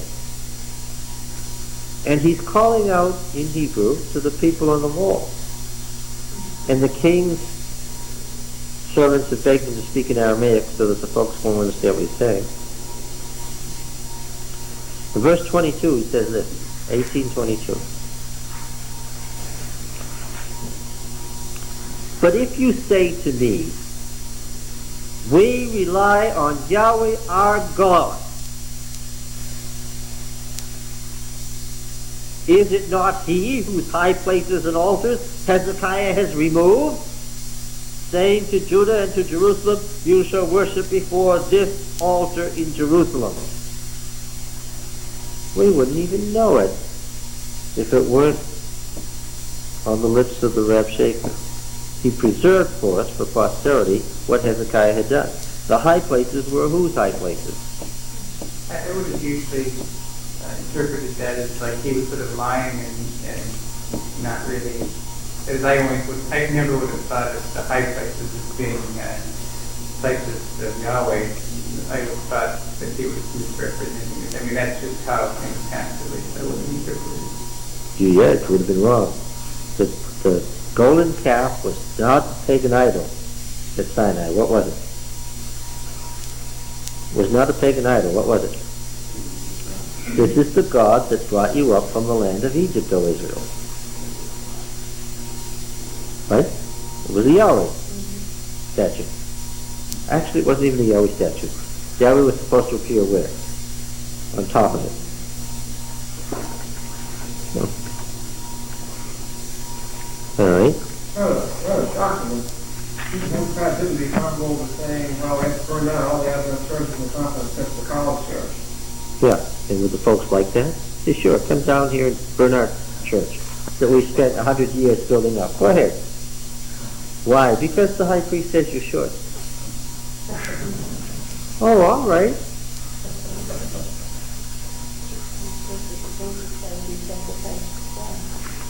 Yeah. Yeah. And there's so much in the covenant code that forbids multiplication of places to worship, so forth. All right. Read the story of Hezekiah in the Chronicler. 2nd Chronicles. Well, read the story of Ahaz too in 2nd Chronicles 28. In 29, the reign of Hezekiah, the cleansing of the temple. The cleansing of the temple, using the same words as Leviticus.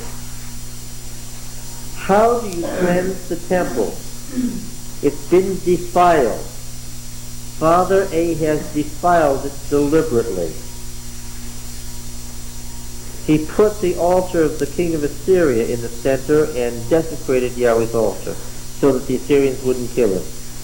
How do you cleanse the temple? Well, I know. Why? Because I read Leviticus and Numbers. The priest what? Tells me how to cleanse the temple. See? The sanctifying of the priests and Levites. Why does he give so much attention to the role of the Levites? The Levites are any member of the tribe who cannot function as a priest. Well, I know why. What had Hezekiah done? First of all, what had happened in the northern kingdom?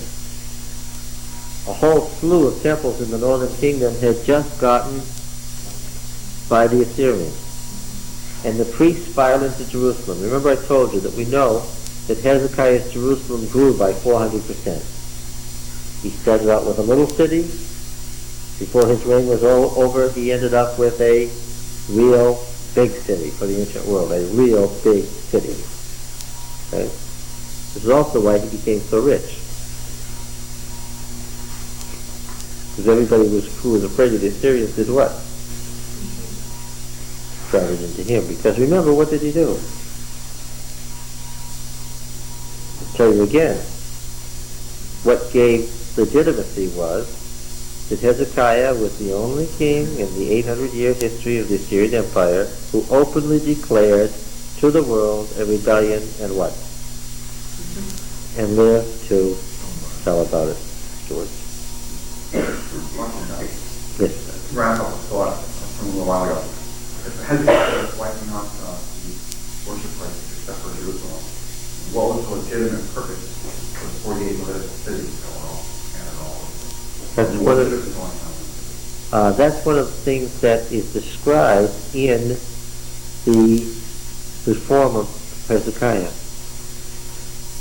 What should have been going on in those cities is priestly centers who were teaching the people the law, not conducting sacrifice, but overseeing genealogies, everything that would go on in the temple except sacrifice, and just generally teaching the people and being the district religious center for that area.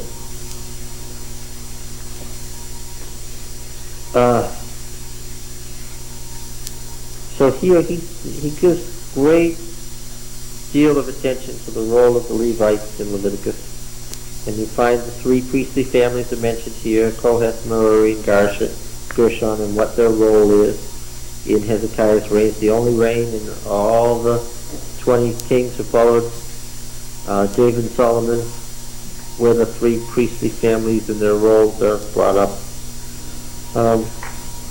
Hezekiah's reconsecration of the temple, the celebration of the great Passover in chapter 30, 2 Chronicles 30, and his further reforms in 31.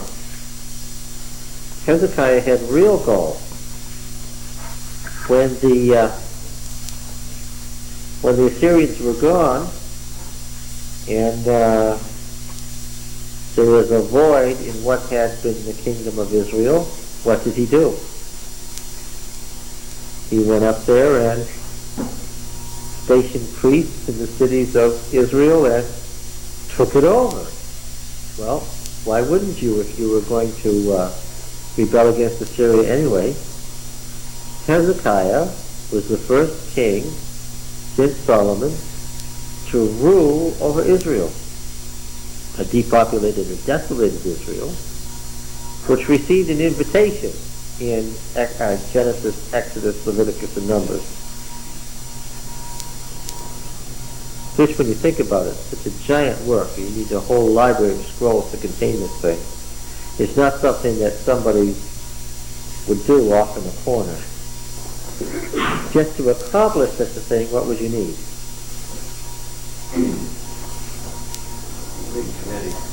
You'd need a lot, yes, you'd need a lot of people to assist you. And you'd have to have a lot of material and time and ability, right, to be able to accomplish such a thing. And as I said, when they did this, they already had the sacred scriptures in front of them. But by doing that, the priests created Genesis, Exodus, Leviticus, and Numbers as we now have them, and created the first canon. Created the original Bible. And did he leave out the stuff from the northern kingdom? When the priests pillaged Jerusalem, and they had, which by all accounts, and there's no reason to doubt it, was the story of the Exodus as contained in the northern kingdom shrines, the Elohists. When they brought the Elohist stories to Jerusalem, did he throw them out and say, "Nah, that's from the kingdom that was just destroyed by God"? No. It was incorporated right into the thing, because what was this? This was the Bible of what? Of all Israel. And again and again and again, he'll tell you that the Exodus was accomplished by Yahweh for all Israel, the whole congregation. And that's who he wants back. All Israel. Now, and he's very clear about this. They're in bondage in Assyria, as they were in Egypt. Right? And what must they do?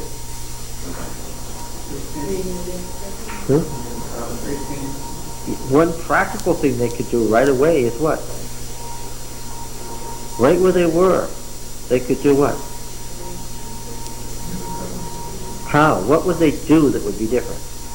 One thing that you could see right away. Huh? Keep the Sabbath. That's what he told them to do. Start right away. They couldn't sacrifice there. That wouldn't be legitimate. Keep the Sabbath. That's the sign of the covenant. Keep it. Yeah. That's why he adds at the end of Exodus 31 all the Sabbath laws. Some of them are in first person singular. I did this. Some of them are in second person.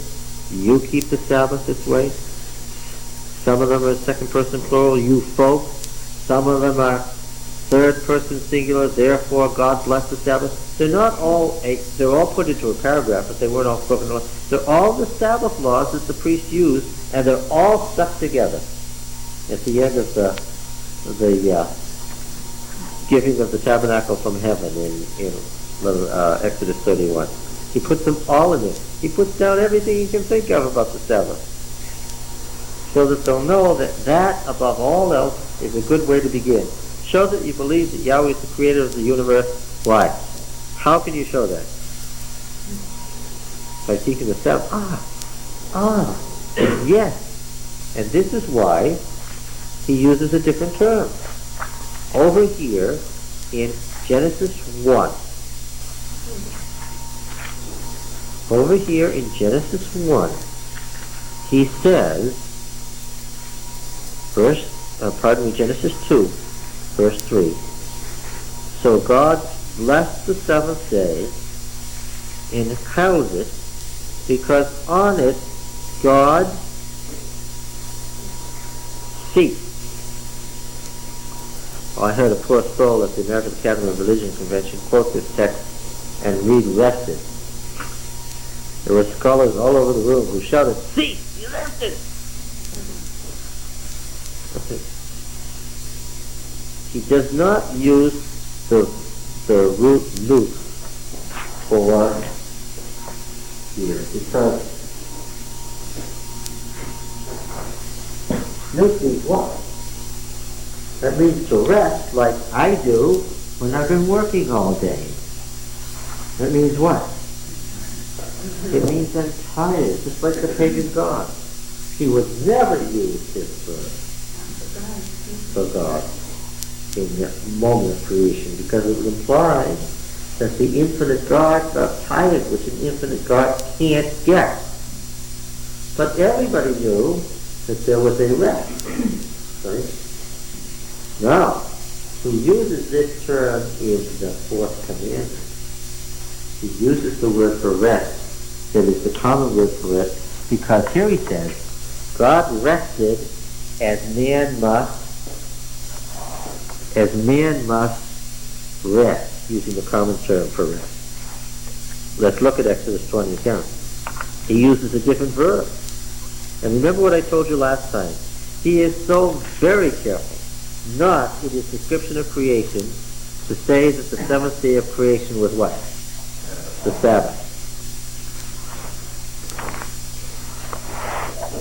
He doesn't say it's the Sabbath, because it couldn't be the Sabbath. If it was the Sabbath, what would God have done? God would have been tired. Although it actually uses like the word for when, at least in Hebrew text, like when it's saying he rested, maybe my translation is it's Shabbat. Now, what point have I been making?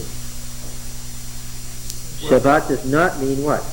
But the word Sabbath is based on the word Shabbat. Right? But Sabbath means...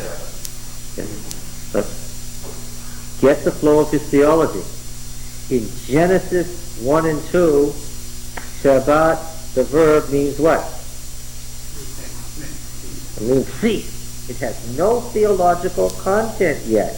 Where does the theological content come? At Sinai. After he's given you 50 Sabbath laws, then you can say that Israel must what?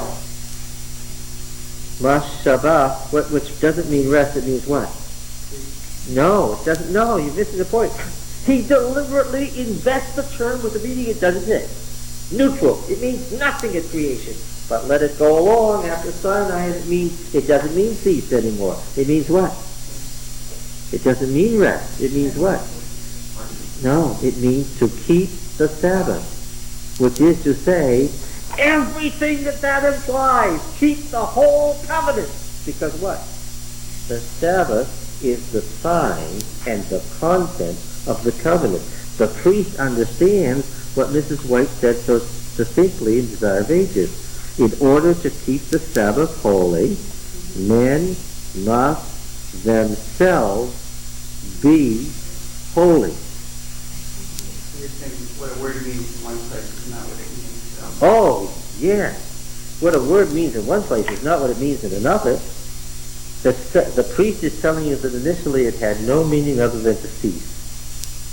And that because it grows as time goes on, because of God's revelation, eventually it comes to mean to keep the Sabbath, which means to keep the covenant. To Sabbath eventually becomes to keep covenant with God. Not just to keep the seventh day. And then talking about the other God, to show that Yahweh is the one who created all this. to honor him as their creator rather than the gods of the... That's right, because that was an issue at the time of the exile. Remember the Sabbath day to keep it holy. Now, just the wording of the way he's written it here tells you, we already saw the 10 words, right? We know that we saw this first of all. Here, to remember the Sabbath day is a new institution or an already highly developed institution? Highly developed. I could say to an Adventist, remember the Sabbath day to keep it holy. That's very different from the seventh day is a Sabbath, on it do no work. You sense the difference? The seventh day is a Sabbath, do no work. Remember the Sabbath day to keep it holy. Two utterly different statements. You wouldn't say that way. And country from Barnhill, who has no idea what the Sabbath is, remember the Sabbath day. To keep it holy? No one knows what it is. To keep it holy? I couldn't even say that to my Catholic co-workers. To keep it holy. They wouldn't know what that meant. I could start by saying, well, for the first, most obvious, you don't do any normal work. You don't, they say? That's the beginning. 6 days you shall labor and do all your work, but the seventh day is a Sabbath to Yahweh your God. In it you shall not do any work. There's some of the old phrasing. You or your son or your daughter, your manservant, your maidservant, or your cattle, or your sojourner who's within your gate.